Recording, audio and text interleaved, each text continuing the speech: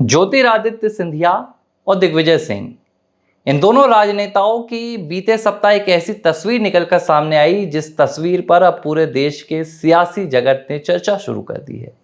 ये तस्वीर पूरे देश में चर्चा का विषय बन चुकी है। चर्चा कि वो ज्योतिरादित्य सिंधिया और दिग्विजय सिंह जो हमेशा से एक दूसरे के खिलाफ एक पार्टी में रहकर भी टक्कर देते रहे, वो दिग्विजय सिंह और ज्योतिरादित्य सिंधिया जिनके परिवारों के बीच पुश्तैनी सियासी लड़ाइयां चलती रही, राजघराने के बीच लड़ाइयां चलती रही, और वो ज्योतिरादित्य सिंधिया और दिग्विजय सिंह जब एक मंच पर नजर आए और दिग्विजय सिंह ने अपनी वो कसम तोड़ दी जो उन्होंने कांग्रेस पार्टी के किसी भी मंच पर ना बैठने की खाई थी और ज्योतिरादित्य सिंधिया के साथ एक मंच पर जाकर बैठ गए, तो पूरा देश इस तस्वीर को समझ नहीं पाया। मध्य प्रदेश में तो यह तस्वीर सबसे ज्यादा चर्चा का विषय है, लेकिन देश में दिल्ली भर में भी चर्चा हो रही है कि दिग्गी राजा का यह बदला हुआ अंदाज। देखिए, ज्योतिरादित्य सिंधिया ने भारतीय जनता पार्टी में आने के बाद अपना पूरा अंदाज बदल दिया है, इस बारे में कोई दो राय नहीं है। जो ज्योतिरादित्य सिंधिया 2020 से पहले कांग्रेस पार्टी में नजर आते थे, 2020 के बाद ज्योतिरादित्य सिंधिया ने ना सिर्फ अपनी पार्टी बदली बल्कि अपनी पूरी विचारधारा को भी बदल दिया। यह अलग बात है कि उन्होंने कांग्रेस पार्टी क्यों छोड़ी, चाहे फिर वो दिग्विजय सिंह के साथ उनके मतभेद रहे हों। दिग्विजय सिंह राज्यसभा में जाने की जिद पर अड़ गए थे, ज्योतिरादित्य सिंधिया को आउट करवा दिया। कमलनाथ मुख्यमंत्री की कुर्सी पर अड़ गए, ज्योतिरादित्य सिंधिया को आउट करवा दिया।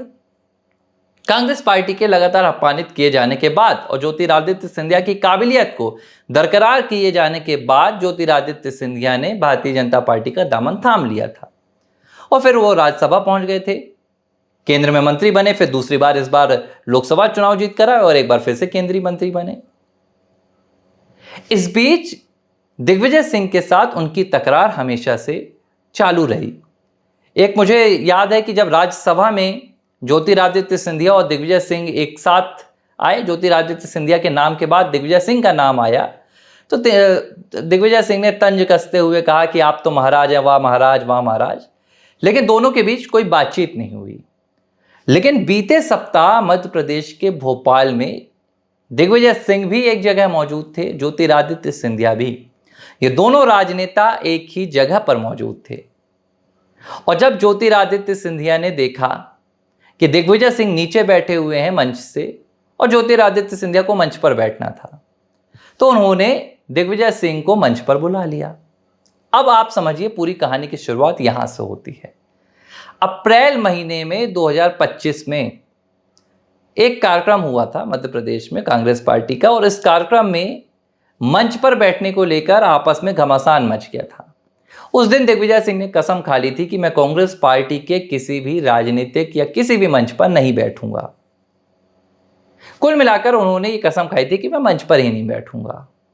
लेकिन जब अब बीते सप्ताह ज्योतिरादित्य सिंधिया के साथ एक मंच पर बैठे हुए नजर आए, तो हर कोई हैरान हो गया कि जिस दिग्विजय सिंह ने कांग्रेस पार्टी के लिए कसम खा ली कि उनके मंचों पर नहीं बैठेंगे, वो दिग्विजय सिंह भला अपने सबसे बड़े प्रतिद्वंदी के खिलाफ,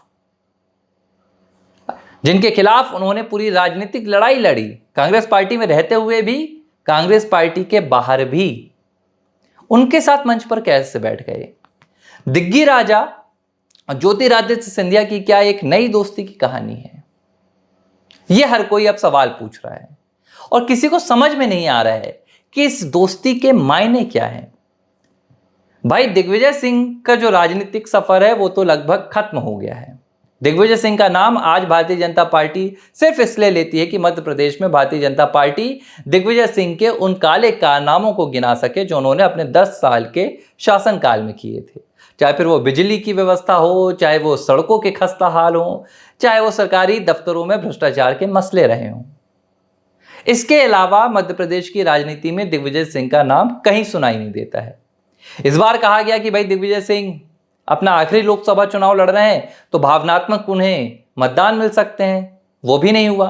इस बार भी चुनाव हार गए, पिछली बार प्रज्ञा ठाकुर से चुनाव हार गए थे। तो दिग्विजय सिंह की चुनावी और संगठनात्मक राजनीति पूरी तरह से खस्ता हाल हो चुकी है। तो अब ज्योतिरादित्य सिंधिया के साथ उनकी मुलाकात और मंच पर ज्योतिरादित्य सिंधिया के साथ बैठना, इसके पीछे की क्या असल वजह है ये मैं आपको बताऊंगा। लेकिन इससे पहले मैं आपको ये बताता हूं कि दिग्विजय सिंह ने क्या कहा। दिग्विजय सिंह ने कहा कि भाई ज्योतिरादित्य सिंधिया उनके पुत्र के समान हैं और उन्होंने उनके पिता यानी कि माधवराव सिंधिया के साथ कांग्रेस पार्टी में लंबे वक्त तक काम किया है और काफ़ी वो सम्मान भी करते थे। इसलिए वो ज्योतिरादित्य सिंधिया के साथ मंच पर बैठ गए और उन्होंने कांग्रेस पार्टी के मंच पर ना बैठने की कसम इसलिए खाई है क्योंकि मंच पर बैठने को लेकर अक्सर विवाद होते हैं। अब देखिए, एक बात तो मैं आपको याद दिला देता हूं। साल 1990 का वो दौर था जब माधवराव सिंधिया मध्य प्रदेश के मुख्यमंत्री बनने वाले थे। माधवराव सिंधिया का मुख्यमंत्री बनना तय हो चुका था। तब कमलनाथ अचानक दिल्ली जाते हैं और दिल्ली में कांग्रेस पार्टी के हाईकमान को यह संदेश देते हैं और कहते हैं कि जो विधायक हैं वो माधवराव सिंधिया के पक्ष में नहीं है बल्कि दिग्विजय सिंह के पक्ष में है। इस तरह दिग्गी राजा और कमलनाथ ने खेल खेला था और माधवराव सिंधिया को मुख्यमंत्री बनने से रोक दिया था। अब ये अलग बात है कि दिग्विजय सिंह ये दलीलें दे रहे हैं कि वो उनके पिता माधवराव सिंधिया के साथ काम करते थे। अब दूसरा एक पॉइंट मैं बता रहा हूं, 2018 में भी यही हुआ। कांग्रेस पार्टी ने ज्योतिरादित्य सिंधिया के नेतृत्व में मध्य प्रदेश में चुनाव जीता। ज्योतिरादित्य सिंधिया मुख्यमंत्री बनने वाले थे लेकिन दिग्विजय सिंह ने अड़ंगा अड़ा दिया। दिग्विजय सिंह ने कहा कि भाई ज्योतिरादित्य सिंधिया अभी युवा हैं, उनके पास काफ़ी मौके और भी आएंगे। मुख्यमंत्री के लिए अभी जो सबसे बेहतरीन और सबसे अच्छी चॉइस होगी वो कमलनाथ की होगी। और इसके पीछे दिग्विजय सिंह के अपने सियासी मायने थे और वही सियासी मायने और वही सियासी वजह आज ज्योतिरादित्य सिंधिया को दिग्विजय सिंह से मिलाने पर मजबूर कर रही हैं। जिन सियासी कारणों के चलते दिग्विजय सिंह ने ज्योतिरादित्य सिंधिया से अपने कदम किनारे किए थे, आज उन्हीं कारणों के चलते ज्योतिरादित्य सिंधिया के पास दिग्विजय सिंह को पहुंचना पड़ रहा है।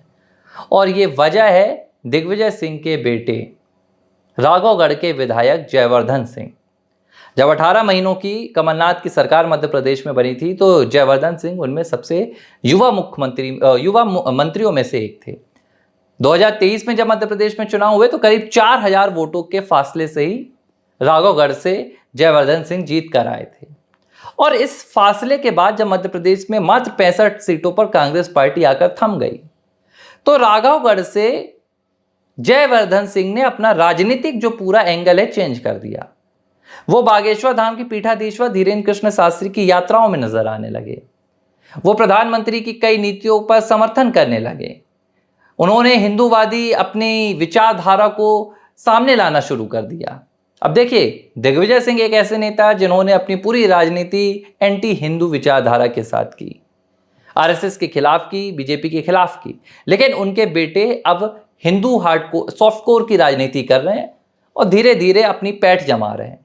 मतलब साफ है कि ना सिर्फ राघवगढ़ के विधायक और दिग्विजय सिंह के बेटे जयवर्धन सिंह अपनी राजनीतिक विचारधारा को भी बदल चुके हैं बल्कि अपनी सियासी पार्टी को भी बदलने की अंदर ही अंदर बातचीत चला रहे हैं। और दिग्विजय सिंह को ये बात पता है कि फिलहाल अगर जयवर्धन सिंह का कहीं सियासी करियर सेट हो सकता है तो वो भारतीय जनता पार्टी है। और अगर मध्य प्रदेश में भारतीय जनता पार्टी में अपना करियर अपने बेटे को सेट करवाना है दिग्विजय सिंह को, तो उसके लिए जो सबसे बेहतरीन उनके संपर्क में कोई है तो वो ज्योतिरादित्य सिंधिया के अलावा कोई नहीं हो सकता है। पुराने संबंध हैं, एक ही साथ पार्टी में रहे हैं।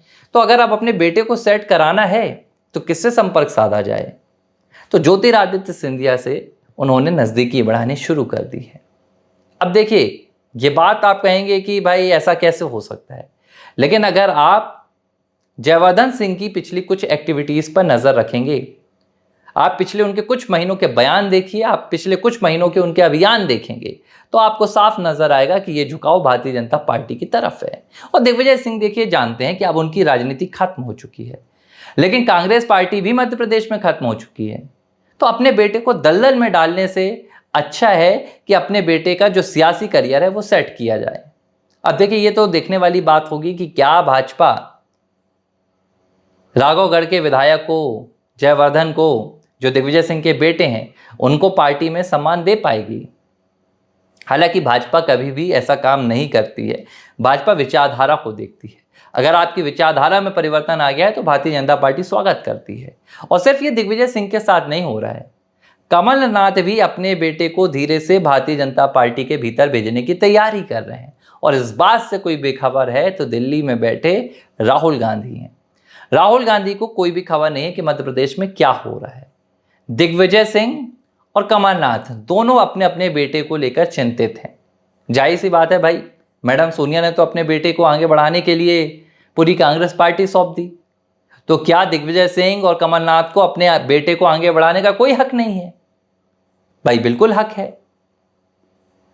तो वो भी अपने बेटे के लिए करियर तलाश रहे हैं और भारतीय जनता पार्टी के साथ एक मौका सेट कराने की फिराक ढूंढ रहे हैं, और इसलिए अब ज्योतिरादित्य सिंधिया के करीब पहुंच रहे हैं। नहीं तो दिग्विजय सिंह ऐसे राजनेताओं में नहीं है।